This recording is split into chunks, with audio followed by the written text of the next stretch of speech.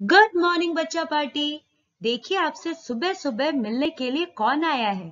A cute baby elephant named Nandu. Do you know how old he is? He is 3 months old. आपसे मिलने के लिए 3 महीने का छोटा सा प्यारा सा हाथी का बच्चा आया है। Nandu was sleeping. नंदू महाराज सो रहे थे। When he woke up from his sleep, he seemed a bit confused for a while. जब ये सो करके उठता है तो ये थोड़ी देर के लिए कंफ्यूज सा रहता है। बच्चों, ऐसा हमारे साथ भी होता है। When we wake up from our sleep, we also remain confused for a while. हमें भी समझ नहीं आता, अरे हम कहाँ हैं? दिन है या रात हो रही है? पता नहीं मैं कितनी देर से सो रही थी। उसी तरह से नंदू भी कंफ्यूज था। It seemed to him that he was surrounded by a forest of big grey tree trunks. बेटा, when Nandu looked around, जब नंदू अपने आसपास देखता है तो उसे ऐसा लगता है that he was in a forest, कि वो एक जंगल में, और उसके चारों ओर क्या है? बड़े बड़े ग्रे कलर के पेड़ों के ट्रंक, पेड़ों के मोटे मोटे तने। Nandu blinked his eyes. Blinking of eyes किसे कहते हैं? इस तरह से जब हम अपने पलकों को झपकते हैं, that is known as blinking of eyes. तो नंदू जो है वो अपनी आंखों को ब्लिंक करता है और अपने आसपास देखता है। And he gets to see his अम्मा. उसे सामने कौन दिखाई पड़ती है? अम्मा, यानी कि उसकी मदर। बच्चों, when you read this page from your book, you will get to notice one thing, that two words that are amma and nanima have been printed in italics. बाकी सारे वर्ड्स को देखिए बेटा, ये स्ट्रेट फॉन्ट में printed है, लेकिन अम्मा वर्ड और नानीमा वर्ड ये इटैलिक्स में थोड़ा सा टेढ़ा करके प्रिंट किया हुआ है। Can you guess why? बिल्कुल सही आपने कहा बच्चों, because all the other words are English words, लेकिन अम्मा, नानी माँ ये सब लोकल लैंग्वेज के वर्ड हैं, इसीलिए बेटा इनको इटैलिक्स में प्रिंट किया गया है।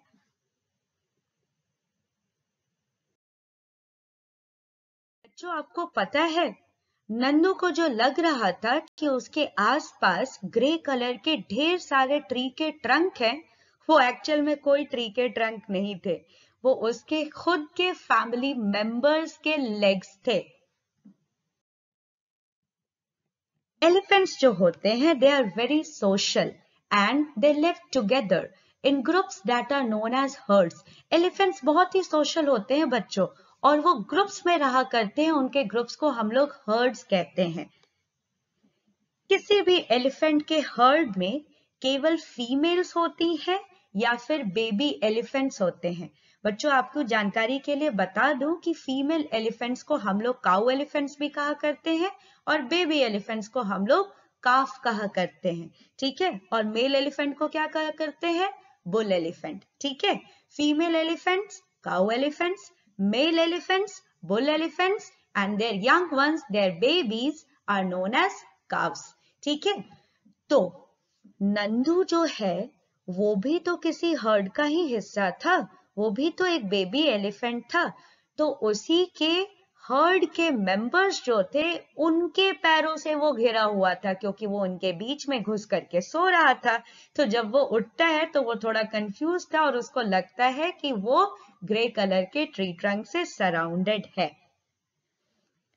बेटा, एक एलिफेंट के हर्ड में 10 से 12 फीमेल एलिफेंट्स और बेबीज हो सकती हैं। ऑफ कोर्स इससे ज्यादा भी फीमेल एलिफेंट्स और बेबीज किसी एलिफेंट के हर्ड में हो सकते हैं।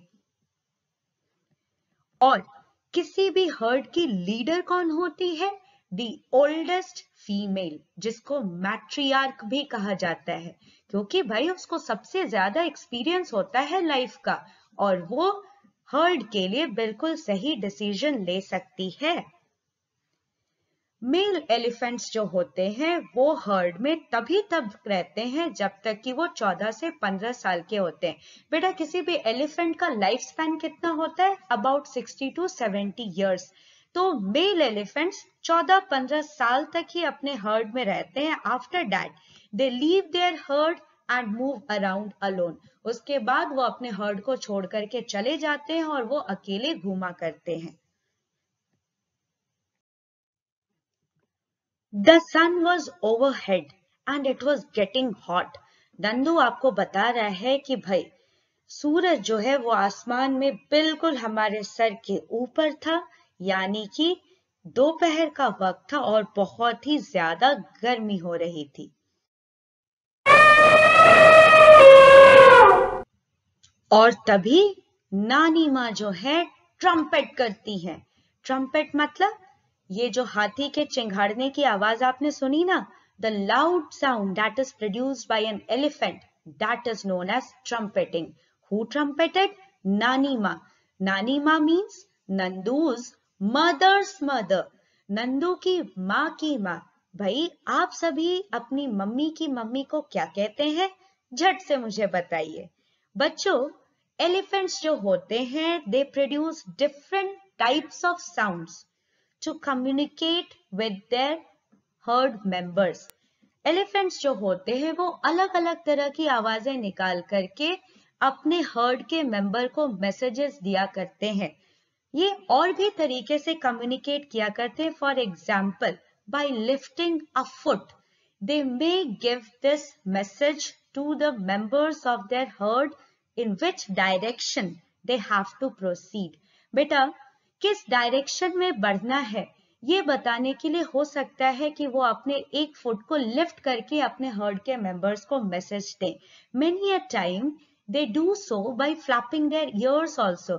कई बार बेटा वो अपने कान को फ्लैप करके, कान को हिला करके अपने हर्ड के मेंबर्स को मैसेज दिया करते हैं कि उनको किस डायरेक्शन में बढ़ना है। ठीक है। नानी माँ जो है वो ओल्डेस्ट मेंबर है इस हर्ड की, यानी कि she is the leader, the matriarch of the herd and all the decisions of the herd will be taken by her only. तो भाई नानी माँ जो है वो डिसीजन ले लेती है, वो ट्रम्पेटिंग करती है and she starts moving towards the jungle, और वो जंगल की तरफ चलना शुरू करती है और बाकी एलिफेंट्स जो हैं वो भी उसको फॉलो करते हुए उसके पीछे पीछे जंगल की तरफ चल देते हैं। छोटा Nandu also went with them।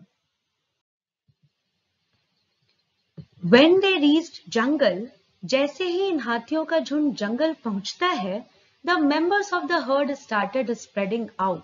हाथी एक दूसरे से थोड़ा दूर होना शुरू करते हैं। Why? Because they have to search for their favorite food।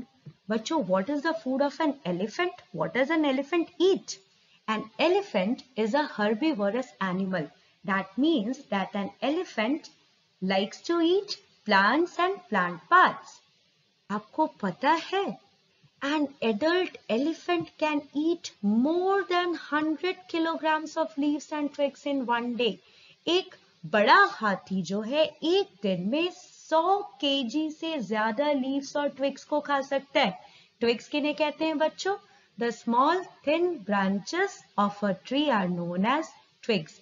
आपको पता है अपने पूरे दिन का 17 से 18 घंटा ये खाने में ही स्पेंड किया करते हैं।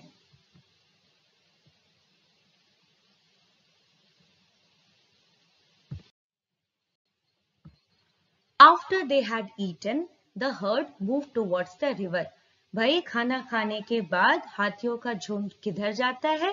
नदी के तरफ। The baby elephants, as you can see in this picture, enjoyed playing in the water। Baby elephants जो है वो पानी में खूब खेलते हैं, खूब enjoy करते हैं। And the mothers laid down in the water and mud on the river bank। River bank मतलब नदी का किनारा। जैसा कि आप इस चित्र में देख रहे हैं, जो मदर हैं वो क्या करती हैं? नदी के किनारे कीचड़ में आराम से लेट जाती हैं। Elephants have a very thick skin and they do not even have sweat glands. Elephants जो होते हैं उनका स्किन बहुत ही मोटा होता है और उनके स्किन में स्वेट ग्लैंड्स भी नहीं होते हैं. भाई हमारे स्किन में तो स्वेट ग्लैंड्स होते हैं और आपने देखा होगा, ऑब्जर्व किया होगा कि जब भी हमें गर्मी लगती है तो हमें ढेर सारा पसीना आता है. This helps in keeping our body cool. लेकिन एलिफेंट्स के पास तो स्वेट ग्लैंड्स है ही नहीं. ऊपर से उनका स्किन जो होता है वो भी बहुत मोटा होता है. तो ये क्या करते हैं? They play with mud and water. This helps in keeping their skin cool. भाई ये कीचड़ में सनते हैं, पानी में खूब नहाते हैं, जिससे कि इनका बॉडी का टेम्परेचर कूल रहता है, ठंडा रहता है. In addition to playing in mud and water, there is one more thing that helps in keeping their body cool. बेटा पानी और कीचड़ में नहाने के साथ साथ एक और चीज है जो कि इनके बॉडी को ठंडा रखने में मदद करती है. वो क्या है? That is their big ears. इनके इतने बड़े बड़े कान. That work like fans, जो कि पंखे की तरह काम करते हैं.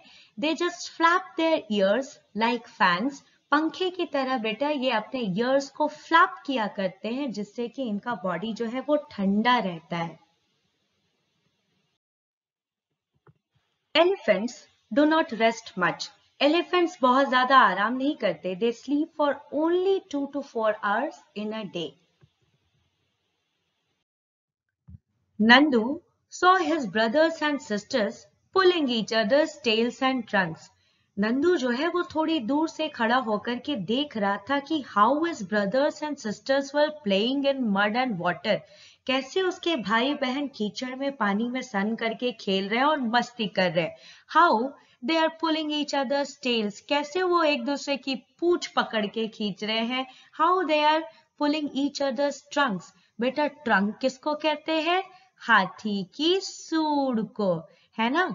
नंदू सोचता है I am better here. I better not go near them. भाई मैं इनसे दूर ही ठीक हूँ, इनके पास नहीं जाना चाहिए. I am so small. मैं तो छोटा सा नन्हा सा हूँ. What if they fall on me. ये मेरे ऊपर खेलते खेलते गिर गए तो. So he quietly went and stood near his mother. चुपके से बेचारा जाकर के अपनी माँ के पास खड़ा हो जाता है. बट अम्मा gently pushed Nandu towards the water. लेकिन अम्मा क्या करती है? बहुत प्यार से उसे धक्का देती है पानी की तरफ जाने के लिए, as if she was telling him to go and play. जैसे कि वो उसे कह रही हो कि नंदू जाओ ना, तुम भी ढेर सारी मस्ती करो, अपने भाई बहनों के साथ खेलो, खूब कीचड़ में सनो और एक दूसरे की टांगे खींचो, पूंछ खींचो, सूंड को खींचो. Nandu also love to play in water. Nandu को भी पानी में खेलना बहुत पसंद था. वो तो अपने भाई बहनों के डर से वहां पर नहीं जा रहा था कि कहीं ये मुझ पर गिर गए, मेरी टांगे खींचने लग गए तो मेरा क्या होगा. माँ के इनकरेज करने पर नंदू जो है वो भी पानी की तरफ भागता है अपने कजन्स के साथ खेलने के लिए.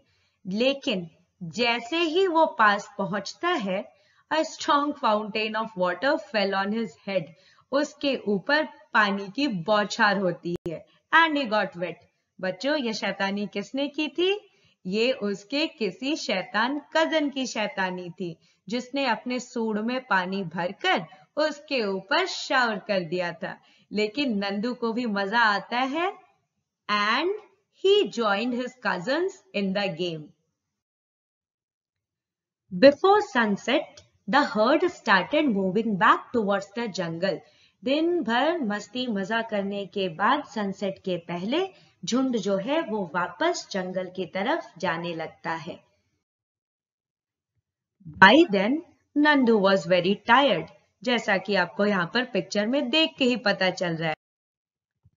He settled himself between his mother's front legs and started drinking her milk. और दूध पीते पीते ही उसे नींद आ जाती है और वह सो जाता है.